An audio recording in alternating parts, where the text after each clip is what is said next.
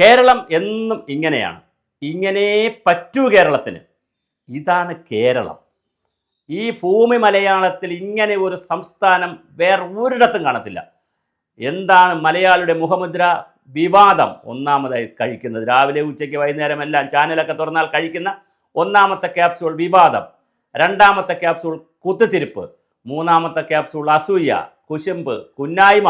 ഇങ്ങനെ തുടങ്ങിയ ക്യാപ്സ്യൂളുകൾ കഴിച്ചാണ് മലയാളി, പിന്നെ ടോണിക്കും കഴിച്ചാണ് മലയാളിയുടെ ആരോഗ്യം നിലനിൽക്കുന്നത്. സുഭാഷിതം ചാനലിലേക്ക് എല്ലാവർക്കും സ്വാഗതം. ഈ ചാനൽ കാണുക, സബ്സ്ക്രൈബ് ചെയ്യുക, ലൈക്ക് ചെയ്യുക, കമൻറ്റ് ചെയ്യുക, ഷെയർ ചെയ്യുക, പരമാവധി സംഭാവനകൾ അയച്ചു തരിക, നിങ്ങൾക്ക് പരസ്യങ്ങൾ തരിക, ഞങ്ങളെയും നിങ്ങൾ കൈപിടിച്ചുയർത്തുക. എല്ലാവർക്കും സ്വാഗതം. ഞാൻ ഈ വിഷയങ്ങൾ പറഞ്ഞു വരുന്നത്, ഒരു സിനിമാ നടി, അവർ വനിതയാണ്. നടി എന്ന് പറഞ്ഞ ഒരു വനിതയാണല്ലോ. അവർ ബോംബെയിൽ നിന്ന് വന്ന മോഡലാണ്. അവർ കേരളത്തിൽ വന്ന് വലിയ സിനിമകൾ, ഒരുപാട് സിനിമകളിൽ അഭിനയിച്ചു. ഈ രാജ്യത്തെ പ്രധാനപ്പെട്ട ഹിന്ദി നടന്മാരോടൊപ്പം ഒക്കെ അഭിനയിച്ചു. ഒരുപാട് പേരോടൊപ്പം അഭിനയിച്ചു. വലിയ പേരുണ്ടാക്കി. ഒരു പ്രശ്നമില്ലായിരുന്നു ആർക്കും. അവർ അവരുടെ ശരീരം എക്സ്പോസ് ചെയ്തുകൊണ്ട് പല സിനിമകളിലും അവരുടെ ശരീരം എക്സ്പോസ് ചെയ്തുകൊണ്ടുള്ള സീനുകളിൽ അവർ അഭിനയിച്ചു.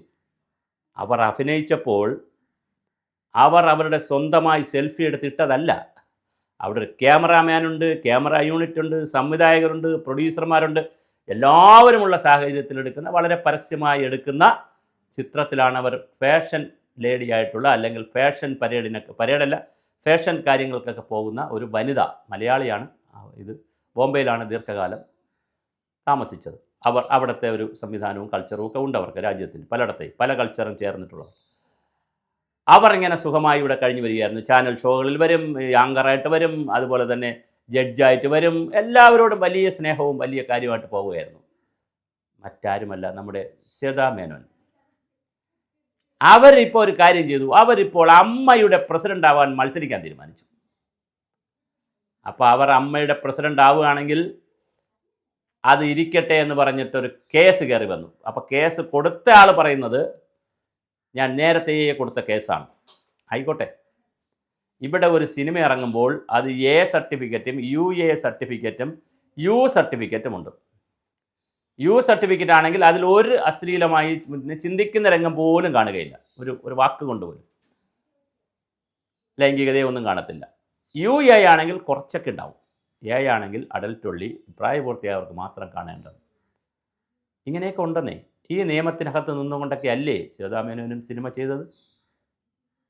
ഇപ്പോഴെന്താണ് അവർക്കെതിരെ എന്തൊക്കെ ആരോപണങ്ങളാണ്! നമുക്ക് പറഞ്ഞാൽ അറപ്പ് തോന്നുന്ന, പറയാൻ കഴിയാത്ത നിലയിലുള്ള ആരോപണങ്ങളാണ് അവരുടെ പിന്നിൽ വന്നിരിക്കുന്നത്. അവർ വേറൊന്നും ചെയ്തില്ല, ബോൾഡായിട്ട് ഒന്ന് മത്സരിക്കാൻ തീരുമാനിച്ചു. നമ്മുടെ ജഗദീഷ് പിന്മാറാനും തീരുമാനിച്ചു.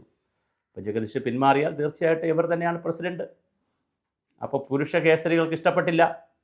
അത് സിനിമ ഇൻഡസ്ട്രിയിലുള്ളവർക്കാണോ പുറത്തുള്ളവർക്കാണോ, അതോ അർഹത്തുള്ളവർ പുറത്ത് പൈസ കൊടുത്തിട്ടാണോ? ഇപ്പം അങ്ങനെയൊക്കെയാണല്ലോ. ഇപ്പോൾ ദിലീപിന് അനുകൂലമായി വർത്തമാനം പറയാൻ വേണ്ടി ദിലീപ് ഒരുപാട് ചാനൽ വിദഗ്ധന്മാരൊക്കെ ഇറക്കിയിട്ടുണ്ടെന്നുള്ള കരക്കമ്പിയുണ്ട്. എനിക്കറിയത്തില്ല. പുരുഷന്മാർക്ക് വേണ്ടി വാദിക്കുന്ന ചില ആളുകളൊക്കെ ഉണ്ട്. അവർക്കെല്ലാം പണം കിട്ടുന്നു എന്നാണ് പറയുന്നത്, പൈസ കിട്ടുന്നു എന്നാണ് പറയുന്നത് ഈ ദിലീപിനെ പോലുള്ളവരിൽ നിന്ന്. എനിക്കറിയില്ല, അറിയാത്ത കാര്യം നമ്മൾ ആക്ഷേപമായി പറയാൻ പാടില്ല. ഇത് കരക്കമ്പികളാണ്, കരക്കമ്പിയും പറയാമല്ലോ. അപ്പോൾ ഇങ്ങനെ ഒരു നടിയെ അപഖേദിക്കാൻ, അവഹേളിക്കാൻ, ഒരു വനിതയെ ഇല്ലായ്മ ചെയ്യാൻ എന്തിനാണ് നിങ്ങൾ ചെയ്യുന്നത്? അവർ അങ്ങനെ അഭിനയിച്ചിട്ടുണ്ടെങ്കിൽ അത് കാണുന്ന സിനിമ കാണുന്നവർ കാണട്ടെ. ഇനി അവർ മറ്റെന്തെങ്കിലും വീഡിയോകൾ അഭിനയിച്ചിട്ടുണ്ടെങ്കിൽ, മോശം വീഡിയോയിൽ അഭിനയിച്ചിട്ടുണ്ടെങ്കിൽ അത് കാണുന്നവർ കാണട്ടെ. ആരും അല്ലാതെ ഇവർ രാവിലെ കാസറ്റ് കച്ചവടമൊന്നും ഇറക്കിയിട്ടില്ലല്ലോ. ഇവരിതിൻ്റെ കാസറ്റ് ഇറക്കി, അല്ലെങ്കിൽ അവർ വീഡിയോ ഇറക്കി, അല്ലെങ്കിൽ അവർ എന്തെങ്കിലുമൊക്കെ ഇറക്കി നാട് മുഴുക്ക കൊണ്ട് വിൽക്കുന്നില്ലല്ലോ പ്രചരിപ്പിക്കാൻ. അവർ അംഗീകൃതമായ ഇന്ത്യയിലെ സെൻസർ ബോർഡും സെൻസർഷിപ്പും അനുവദിക്കുന്ന സിനിമകളിൽ അഭിനയിച്ചു, അതിന് സർട്ടിഫിക്കറ്റ് വാങ്ങി തിയേറ്ററുകളിൽ വന്നു. അതിലെ ഏതെങ്കിലും ഒരു ക്ലിപ്പ് എടുത്ത് അതിനെ മോർഫ് ചെയ്ത് അതിനെ എന്തെങ്കിലും തരത്തിൽ AI സാങ്കേതിക വിദ്യയൊക്കെ ഉപയോഗിച്ച് ഇവരെ പേരിട്ട് വീഡിയോ ഇട്ടത് സോഷ്യൽ മീഡിയയിലൊക്കെ ഇട്ടിട്ട് അത് പിള്ളേർ കയറി കാണുന്നെങ്കിൽ കയറി കാണുന്ന പിള്ളേരുടെ കുഴപ്പമാണോ, ഇത് അഭിനയിച്ചവരുടെ കുഴപ്പമാണോ? വളരെ കഷ്ടമാണ് കേരളം. ഞാൻ തുടക്കത്തിൽ പറഞ്ഞതുപോലെ അപ്പുറത്തവൻ്റെ കയ്യിൽ വായിൽ കൈയിട്ടുകൊണ്ടിരിക്കുന്ന ഒരുതരം വൃത്തികെട്ട സമൂഹമാണ് മലയാളി. അതിൽ ഉന്നതരും കറക്റ്റാണ്, സാധാരണ ജനങ്ങളും അങ്ങനെ തന്നെ.